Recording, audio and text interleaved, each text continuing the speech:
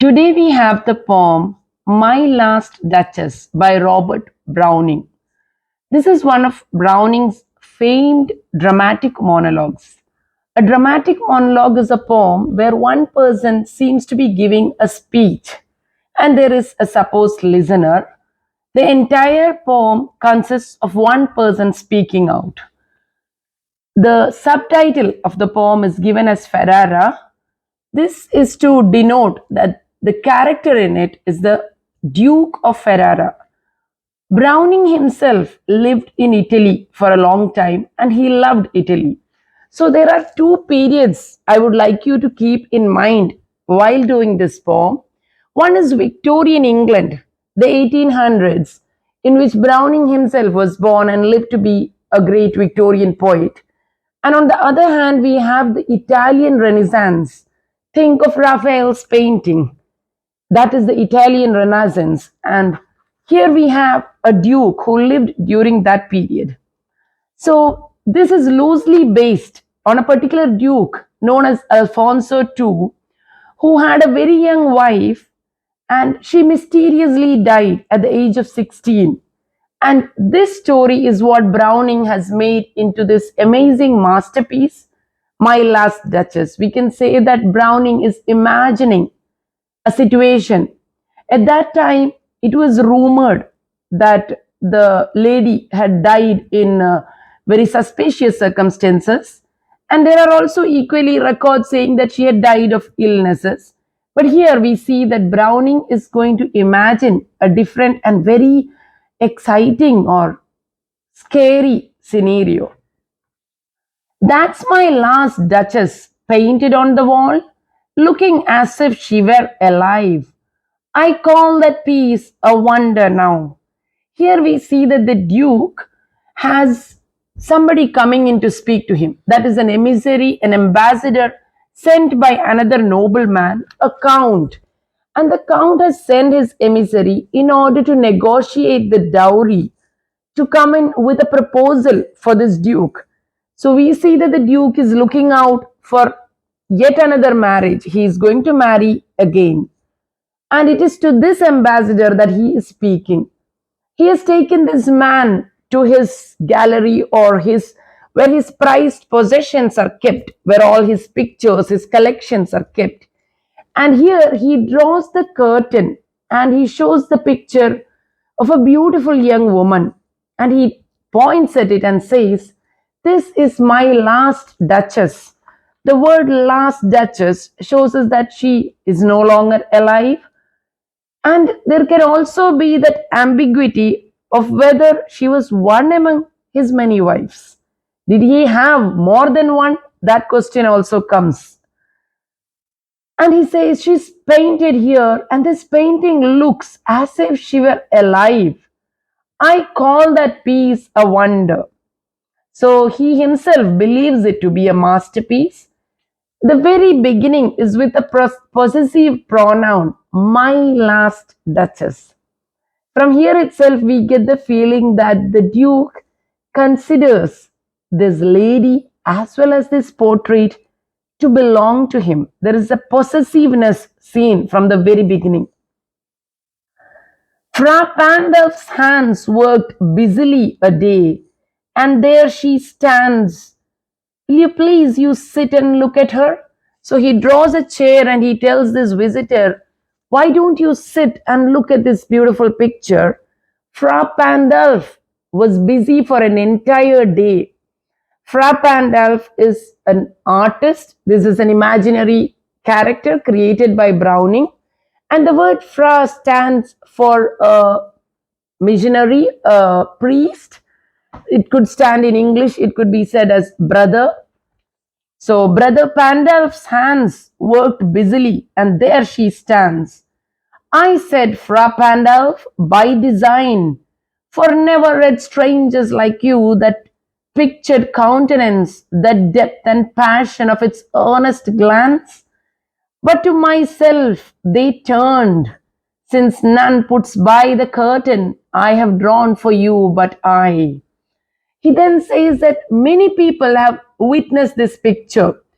By design, I am going to tell you that this is done by brother Pandolf. Here we see that the Duke is quite egoistic. Right from the beginning, he needs to show off his possessions. He needs to say that this is mine, it belongs to me. We see an objectification of the Duchess, and he goes to the very extreme of vulgar name dropping. He needs to tell us who the artist is. He has commissioned a very great artist to draw this picture, and he needs everybody to know all this information. He is alluding to a great artist of the period. And then he says that nobody else has the right to look at it other than those people for whom I myself will draw the curtain. You have to know that he has covered this painting with a curtain. And he then says that all the people who look at it, they turn and they look at me, and I see the wonder in their eyes. They want to ask me the question, how can such earnestness of glance, such a lifelike expression, how is it portrayed? How did such an expression come on her face? They all want to ask me this question, and seemed as if they would ask me if they durst how such a glance came there.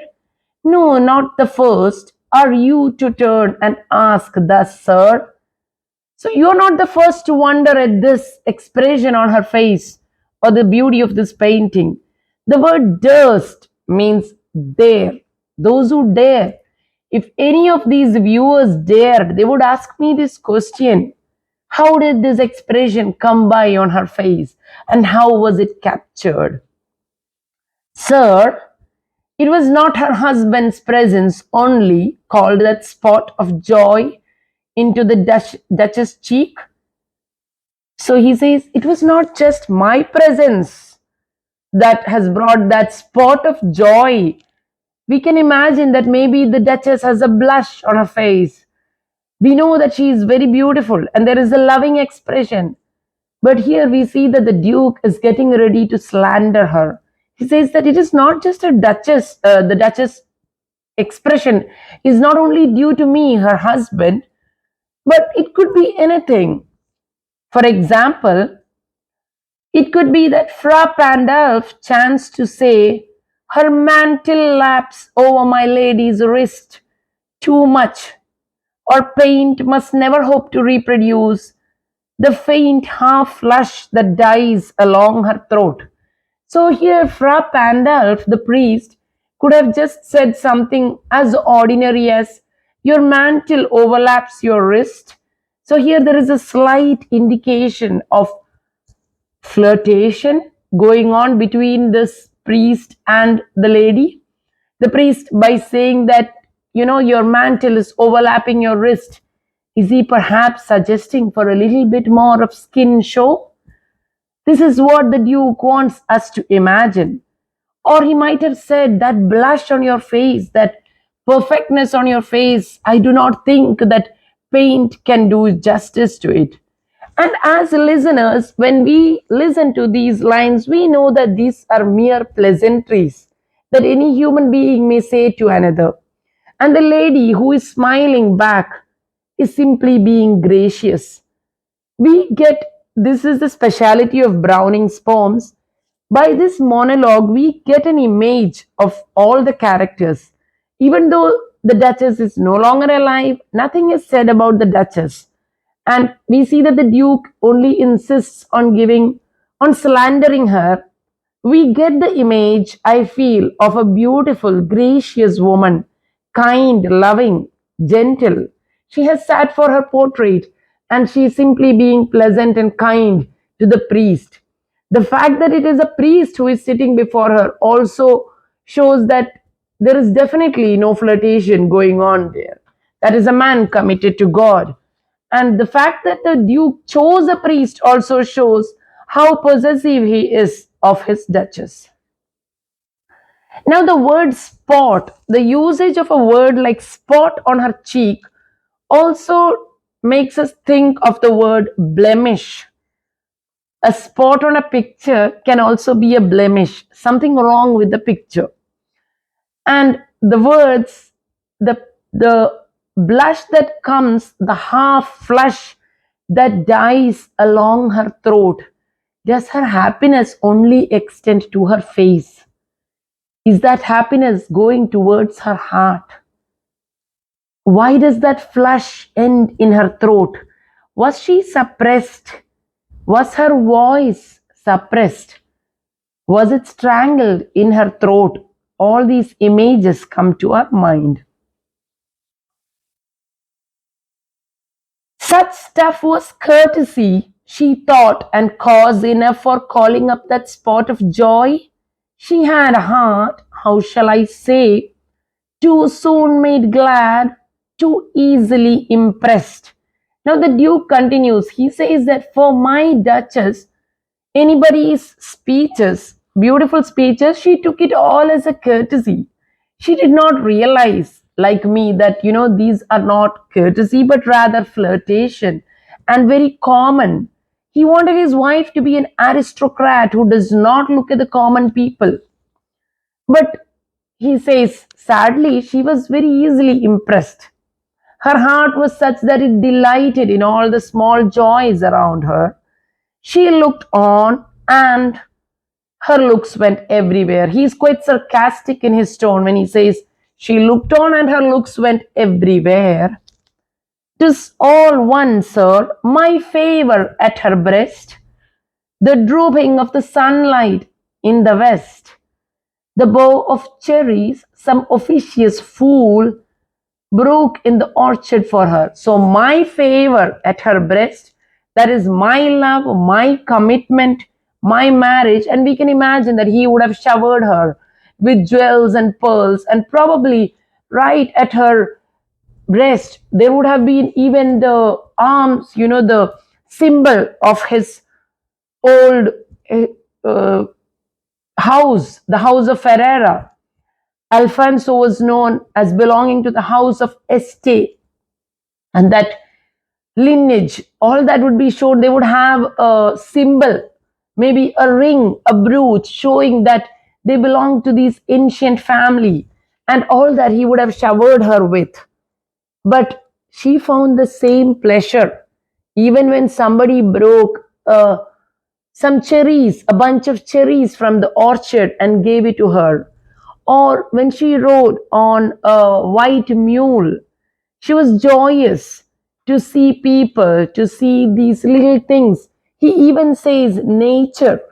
She appreciated the sunset and the sunrise just as she loved to look upon me. So, in everything, we find that this lady seems to be very innocent, very naive, and very gentle. And she, all and each, would draw from her alike the approving speech, or blush at least. She thanked men, good. She thanked men, I don't mind that, it was good. But thanked somehow, I know not how, as if she ranked my gift of a 900-year-old name with anybody's gift, who'd stoop to blame that sort of trifling. So she ranked everything equally, even my name, which is a 900 years old name. The family of Este, Ferrara, was one of the oldest names in Italy.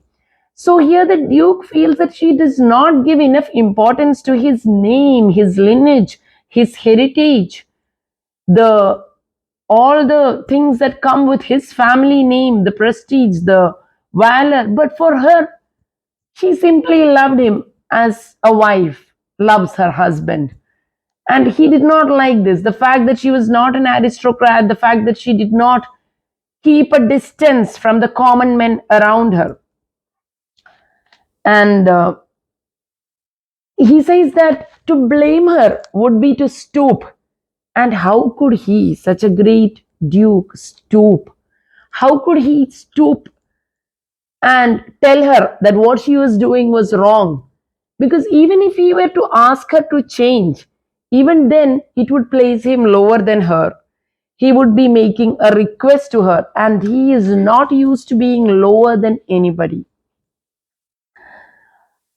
Even had you skill in speech, which I have not, to make your will quite clear, as such a one and say, just this or that in you disgusts me. Here you miss. So even if I had the skill in speech, he says that he does not have a skill of speech, which is quite an oxymoron because we can see very well that he is highly skilled in speaking. This very monologue is proof enough that he is a very skilled speaker, but he does not care. He says that even if I had skill in speech and I were to admonish her, to teach her, if I were to tell her, such and such of your habits disgusts me. And please, you are going overboard when you do such and such an action. Even then, if she lets herself be so lessened, so nor plainly set her wits to yours, forsooth, and made excuse, even then would be some stooping, and I choose never to stoop. So, were I to ask her to stop all this smiling and talking, and if she should obey me, or else, of course, there is the other alternative that she would continue. She might make some excuse. There are different outcomes for such a request. She might either refuse to listen to him, she might set her wits against him, or she might make up excuses and say that he was imagining it, or she might allow herself to be lessened and she would simply obey him. And we don't know, this gentle lady might have obeyed him, but he says that all of it would be stooping. And why should I, a great duke, stoop? Why should I make requests? My wishes and my wants should be known to everyone and they should act accordingly. Oh, sir, she smiled. No doubt whenever I passed her, but who passed without? So whenever I passed her, she kept smiling. I did not admonish her, and neither did she change. She would smile at me graciously. But then who passed by without seeing that smile? That is what the Duke says. Everybody who knew her could see her smiling. Everybody had the benefit to see her smile and hear her talk. This grew, this continued. I gave commands, then all smiles stopped together. Now, until now, we have been listening to a very enthralling, quite exciting story, but slowly we see that the story has taken a very sinister tone. From the moment he said that the half flush died down her throat, we have been feeling sinister, and this is the beauty of Browning's writing. There was initially a very medieval atmosphere. We were taken into a palace of the Renaissance, the Italian Renaissance, and we were listening. And slowly we have suddenly come into the confession chamber, I feel, of a murderer. You and I have been listening to a murderer confessing. And I feel that we have all of a sudden become very uncomfortable. We are listening to a man cold bloodedly telling us that he has killed his wife. I gave commands and all smiles stopped together. How can all the smiles stop together? He's making it clear. He has given commands that her life should end. There she stands as if alive. And now she is in a better off position as far as he is concerned. He would rather like her to be a picture on his wall and with a curtain thrown in front of her face, which only he may open. He has at last controlled her looks and smiles. He has seen to it that it is behind a curtain, only opened by him alone. And there she stands as if alive. So this is foul play. We can all see it. Will you please arise? We'll meet the company below.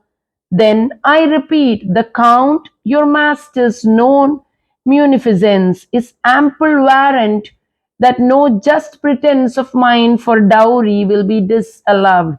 So now suddenly he gets up abruptly. He tells this ambassador, he says, let's go down. Let's meet the rest of the party. There's a party going on. Let's meet all of them and have our lunch.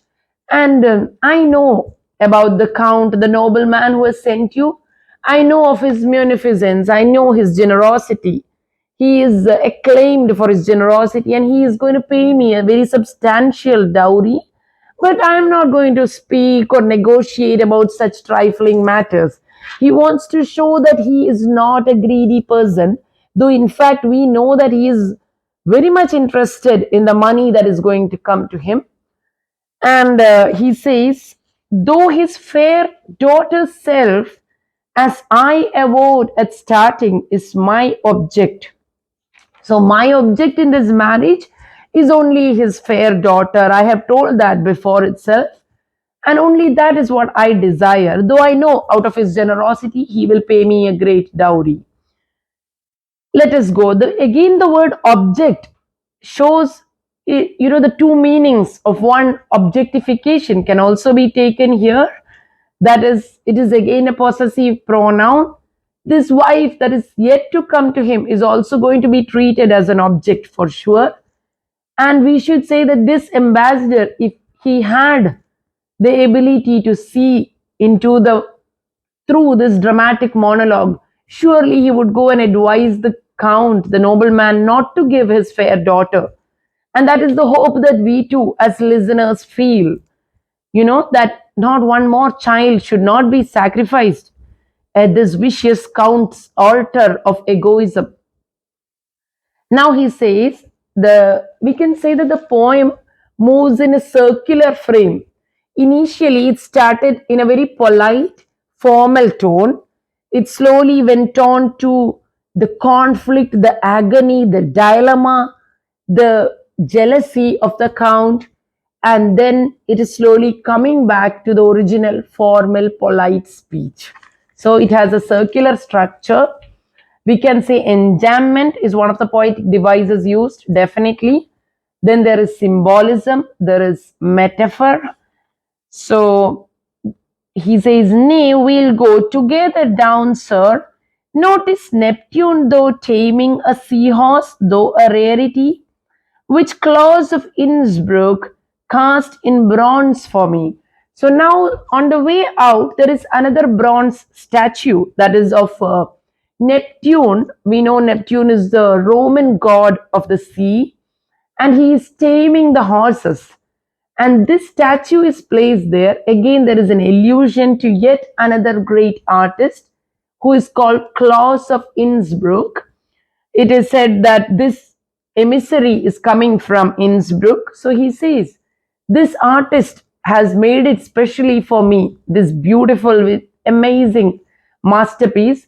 So all of a sudden, very abruptly, we can see that he has forgotten all about his Duchess. He just wants to show his next collection piece or item in his collection and say how great he is to possess that. Now we see the symbolism here because this picture or this bronze statue that the Duke likes is yet again of a dominant god taming a horse.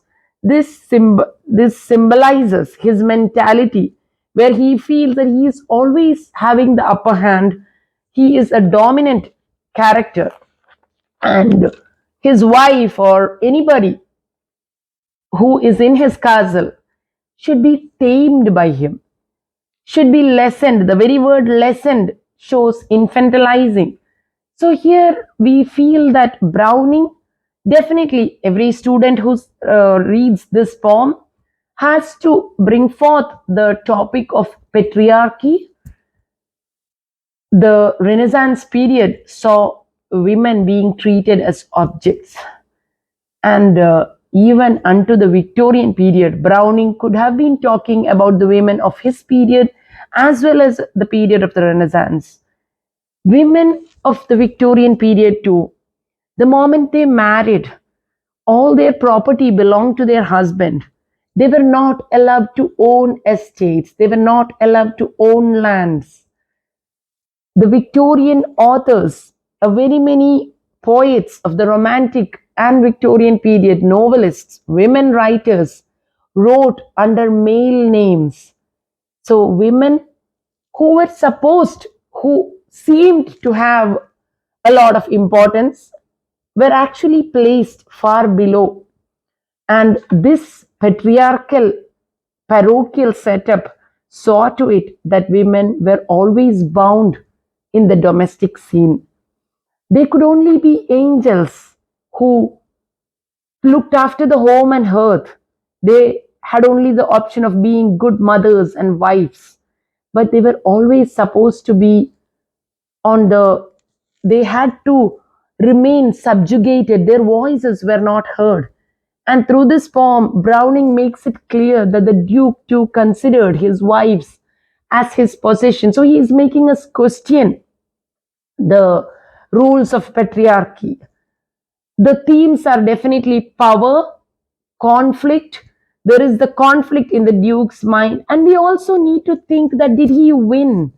Did this egoistic character win? We almost feel that no, he failed. He failed in realizing what a beautiful, naive, gracious lady he had seen, and rather than trying to win her heart, he has killed her soul as well as her body. So these kind of themes of the social and political status of women, all that come into play here. This is a dramatic monologue, and Browning's